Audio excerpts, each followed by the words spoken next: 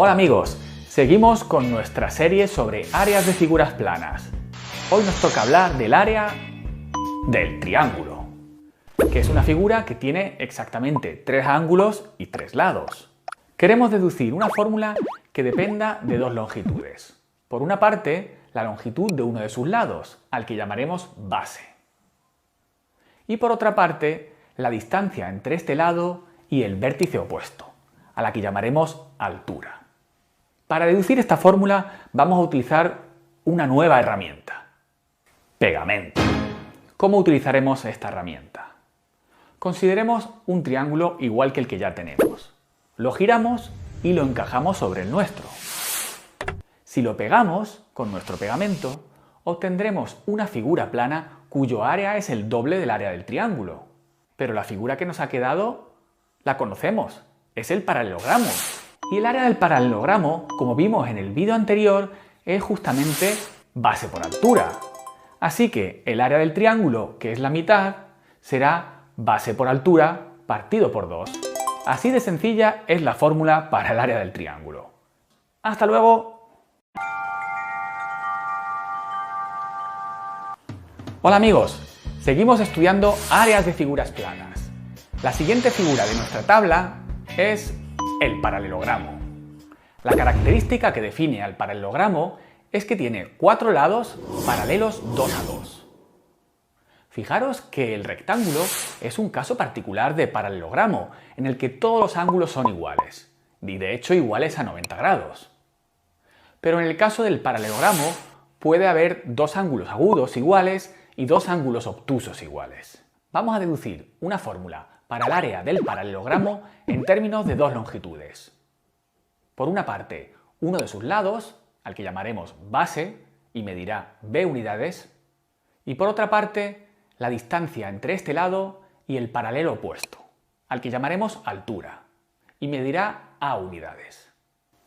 Para obtener esta fórmula vamos a utilizar un recurso muy útil: unas tijeras. Si recortamos nuestra figura y movemos las piezas, el área no cambiará. Así que vamos a cortar nuestro paralelogramo por la línea de puntos de la altura. Fijaros que la base se parte en 2 segmentos, B' y B2, cuya suma es la base, es B. Así que si desplazamos este triángulo hasta el extremo opuesto, la figura que nos queda sigue teniendo por base B. Pero lo que nos ha quedado es justamente un rectángulo, cuyo área sabemos calcular, porque era, como vimos en el vídeo anterior, base por altura.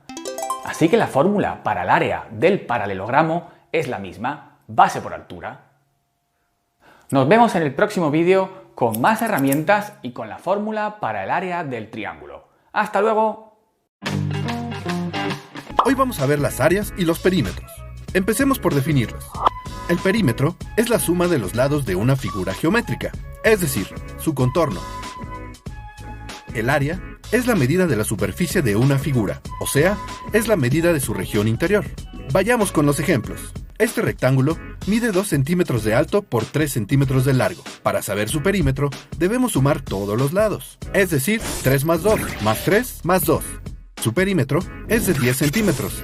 Pan comido, ¿cierto? Ahora veamos cuál es el área. Usemos el mismo rectángulo. La fórmula para calcular el área es base por altura, es decir, 3 por 2. Que nos da 6. Entonces, el área de nuestro rectángulo es de 6 centímetros cuadrados, o sea, que le caben 6 cuadritos en su interior.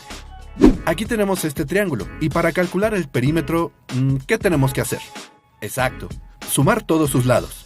3 más 2 más 3.5, dándonos como resultado 8.5. Ahora calculemos el área del mismo triángulo. La fórmula para conocer el área es base por altura sobre 2, es decir, 3 por 2 entre 2. 3 por 2 nos da 6.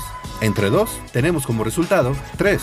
Esto quiere decir que el área de nuestro triángulo es de 3 centímetros cuadrados. La explicación de por qué se divide entre 2 es porque el triángulo siempre va a ser la mitad de un rectángulo.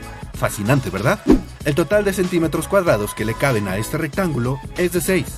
Pero como este triángulo es la mitad, el resultado es 3. Es por eso que la fórmula para el área del triángulo se divide siempre en 2. Recordemos que el perímetro es el contorno de una figura y el área es la superficie de esta misma. ¡Listo! Ahora ya sabes algo más de este mundo fascinante que son las matemáticas.